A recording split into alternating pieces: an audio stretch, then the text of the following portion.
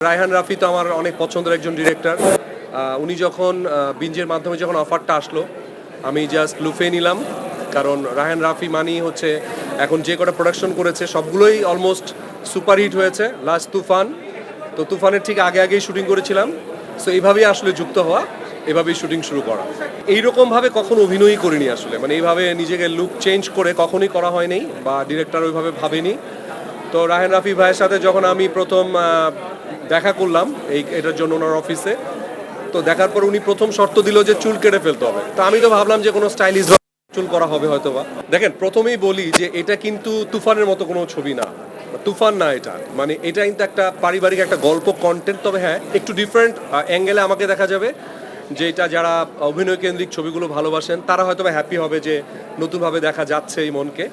So আমার যেটা হয়েছে যে ডিরেক্টর যারা যারা ভালো কাজ করছেন এখন বাংলাদেশে, রায়হান রাফি ছাড়াও তো অনেক ভালো ভালো ডিরেক্টর আছেন, ওনারা যদি ডিফারেন্ট অ্যাঙ্গেলে আমাকে নিয়ে ভাবেন, আমি আমার সর্বোচ্চ ডেডিকেশনটা তাদেরকে দিতে চাই এবং ডিফারেন্ট অ্যাঙ্গেলে কাজ করতে চাই, এটাই আসলে বলার আছে। বেরোতে পেরেছি ইনশাল্লাহ, মানে আপনারা, আমি নিজে আমার মনে হয় যে একদম পুরোপুরি বের হয়ে গেছি। আমার আসলে আপনারা আমার পাসওয়ার্ড মুভিটা দেখেছিলেন, আমি একটু অটিস্টিক ক্যারেক্টার করেছিলাম। তখন থেকেই চিন্তা করছিলাম যে মানুষ শুধু ওই রোমান্টিক আর শুধু হিরো মার্কা এখন আর ছবি চলে না আসলে, এখন একটু অভিনয় কেন্দ্রিক ছবিগুলো চলে। আমার পার্সোনাল যদি বলেন, আমার আমির খানকে খুব পছন্দ, অনেক ভার্সেটাইল একজন অ্যাক্টর। আমার ভিতরে যে ক্ষুধাটা আছে সেটা আমি আজ পর্যন্ত কাউকে দেখানোর সুযোগ পাচ্ছি না। তো রাফি ভাই আমাকে যেভাবে ভেঙেছেন, আমি আসলে এইভাবে ভাঙার জন্যই আসলে তৈরি হচ্ছি। চেঞ্জ পাবেন আসলে, এইটুক সত্যি। মানে আমার যারা ফ্যান ফলোয়ার বা দর্শক যারা আছেন, যারা আমাদের অন্য হিরোরও ফ্যান ফলোয়ার আছেন, তারাও কিছুটা হলেও হ্যাপি হবেন ইনশাল্লাহ।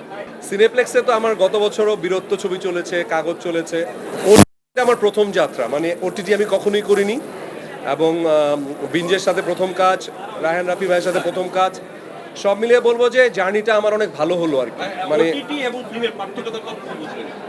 পার্থক্য আছে, ডেফিনেটলি পার্থক্য আছে।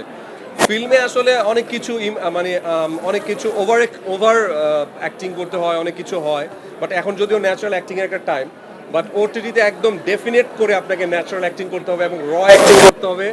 এবং দর্শকের কাছাকাছি যাওয়ার জন্য ওটিটি আমার মনে হয় ডিফিকাল্ট হলেও আমার মনে হয় যে ওটিটি একটা নাইস, মানে খুব ভালো একটা জায়গা আমার মনে হয় আমাদের দেশের জন্য। ভাল লাগবে, চেঞ্জেসটা ভাল লাগবে। একদম নায়কোচিত না হয়ে একজন অভিনেতা প্রোটাগনিস্ট হিসেবে আমি যেটা করেছি, আই থিঙ্ক আপনারা হতাশ হবেন না ইনশাল্লাহ।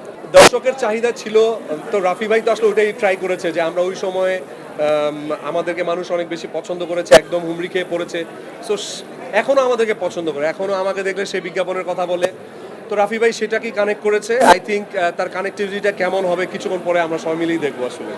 এলো মুক্ত চিন্তার স্বাধীন দৈনিক খবরের কাগজ। এখন খবর হবে নিখাত, নির্ভীক, নিরপেক্ষ।